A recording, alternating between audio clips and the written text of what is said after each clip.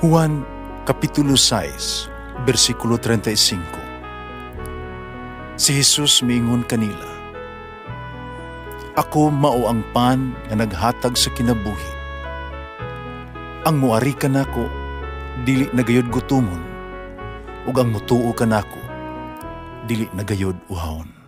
Ang mga puno Pan sa kinabuhi. maglikon unta sa mong pagtuo ug gagakabi sa pagtuman sa imong mahal nga kasuguan. Ginumanaakan ninyo. Santos nga Ebanghelyo sumala ni San Juan. Human ini dihay pangilin sa mga Hudiyo, miadto si Jesus Jerusalem. Dito sa Jerusalem, duol sa ganghaan, ganyanlag og ganghaan sa mga karnero, may linaw nga gitawag og Betsata sa Hebreo. Kining maong linaw, may 5 kapultahan. Gitapangkuhan diin may daghang mga masakiton nga naghigda, mga buta, mga bakol, mga paralitiko. Dito'y tao nga nasakit sulod sa 8 katuig. Nakita siya ni Jesus, naghigda dito nga nasayra ni Jesus nga siya nagmasakiton sa maong gidugayon. Basta gipangutana siya niya ang tao, "Gusto ba kang maayo?" Masakiton mitubag, "Sir, walay makakasakwat ka na ako ngadto sa linaw, kung ang tubig mukutaw na. Ug samtang malimbasog ako sa pag-adto sa linaw, dunay lain nga makauna ka na ako didto." Si Jesus, mingon kaniya, "Tindog, dada ang imong gihigdaan ug lakaw." Diha-diha na ayo siya, gidala niya ang iyang higdaanan ug milakaw. Nitabo kini sa adlaw ipapahulay. Musagiingnan sa mga Hudiyo ang mga tao nga naayo. Ang adlaw ipapahulay karon ug supang sa atong balaod ang pagdala sa imong gihigdaan. Siya mitubag, "Giingnan ako sa tao nga nag-ayo kanako, dada ang imuhang gihigdaan ug lakaw." Sila nangutanan kaniya, "Kinsay nagsugo kanimo sa pagdala sa imong gihigdaan ug sa paglakaw?" Apan ang tao nga naayo, wala makaila kung kinsa siya. Kini pahawa man si Jesus sang nitiha may pundok sa mga tao ni atong dapita. Human kini mahitabo, nikibalag ni Jesus ang tao dito sa templo. Umiingon si Jesus kaniya, "Tanawa, naayo ka na. Ayaw na pagpakasala. Haron dili ka na mahiagom sa labing pang mangilad nga hitabo." Milakaw ang tao, misugilon sa mga kadagkuan sa mga Hudiyo nga si Jesus di ay mao'y nag-ayo kaniya. Tungod niini, misugod ang mga Hudiyo paglutos kang Jesus kay giayo man niya ang tao sa adlaw ipapahulay.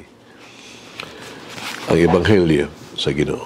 Pasalamati ang Ginoo kay siya maayo, ang iyang gugma mulungtad hangtod sa kahangturan. Pasalamati ang Diyos sa tanang mga Diyos, ang iyang gugma malungtaron. Pasalamati ang Ginoo sa mga Ginoo, ang iyang gugma malungtaron.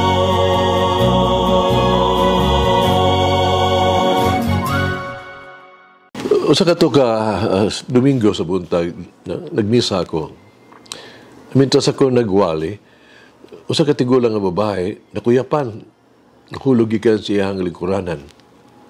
Nagtuo ko nga mga tao, naglingkod tupan niya, makatabang niya. Apan sa akong dakong kagsagmuyo, wala man ang lihok. Dahil di lang gusto madisturbo ang ilang pagsimba. Nagahukom ko nga muhunong sa ako ang pagwali. Tabangan ko ang babae na nagbuyod diha sa sawog. Dinadayon siya sa hospital. Gusto lang madugay na ayaw siya.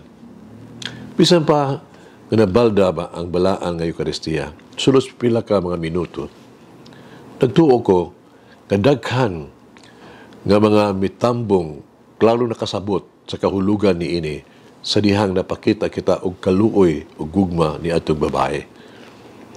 So basa sa Ebanghelyo karon, ang tao nga nasakit na nag-anto sulod sa 38 ka tuig, siguro gayod kasi Jesus nahibalo na sa pag-antos ni ining masakiton. Mao nga siya gayod giatiman niya ni Jesus. Mao kadang hinungdan nga si Jesus nangutana kaniya kung gusto ba siyang maayo ug human madungog niya ang mahitungod sa iyahang pagbalik-balik kasangmuyo sa pagkaayo tungod kay wala gyud makabutang niya ngadto sa tubod, iya dayon siyang gipatindog ang tawo ni Jesus. Gikuha ang iyang banig, gipalakaw. Gihimo ni Jesus kini sa nga milagruha usa ka adlaw sa adlaw ipapahulay. Ingon nga nakalapas sa balaod sa adlaw ipapahulay. Sa ingon gipadayag ni Jesus ngadto sa tanan. Giklaro gyud ni Jesus nga ang pinakataas nga balaod nga angay natong sundon mo ang balaod sa gugma. Si San Arnold Jansen kaniadto nag-ingon labing importante nga butang sa tanan mao ang pagbuhat sa kabubuton sa Dios. Kung gusto sa Dios nga magkugi kita aron maluwas ang mga kinabuhi sa tuang mga adlaw-adlaw nga walay pagpahulay, nagkinahanglan natong tumanon ang iyang tawag bisan pa sa tuang personal nga panginahanglan ug tinguha sa pagpahulay. Kinahanglan natong masabdan o kanunay bukas tuang ang labing balaan nga gakabubuton. Giyagyag ni Jesus ang pagkalis mura pagka awkward, no? Saling kapaw sa mga liyos ng mga otoridad sa iyang panahon, kagrabe kayang nagsaway kaniya ug sa katapusan nagplano pa gani sa iyang kamatayon.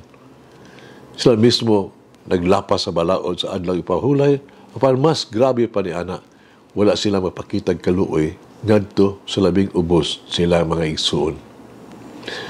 Kanunay ba natong gitinguha ang mga butang kag gusto ipabuhat sa Ginoo kanato, dahil ba diha sa katawhan sa Dios, di kita kinahanglan mo sakripisyo sa itong kagalingong kasiguruan? Ginoo, unsa may imong gusto nga akong buhaton karong adlaw? Matuman unta ang imong pagbuot. Pag-ampo kita. Pero Jesus sa panahon sa Kwaresma nangita ako og espirituhan ng pagbago ug mas lawom nga koneksyon kanimo. Pura ako sa imong balaan nga espiritu, limpyuhi ang ako ang kasing-kasing ug paduula ako sa imong gugma o grasya. Amen. May guide me to know the presence of God in each moment. Mulangin ang Diyos pagagahom sa tanan, Amahan, Anak, Espiritu Santo. Amen. May the Lord of the divine mercy bless us all, heal us from all diseases and suffering. Ayun unta niya kita, tanang mga sakit na sa lawas o sa kalag, body and soul. In the name of the Father, the Son, and of the Holy Spirit. Jesus, I trust in you. Amen. Whoever eats the bread of life will never hunger, says the Lord. Kay galaan inyong nabati ang pagpaambit ug hamubong pamalandong sa pulong sa Dios, pinaagi sa tulumanon, pan sa kinabuhi, nga gidumala ni Monsignor Daddy Silva. Hangtod na usab sa sunod higayon, daghang salamat. The bread of life.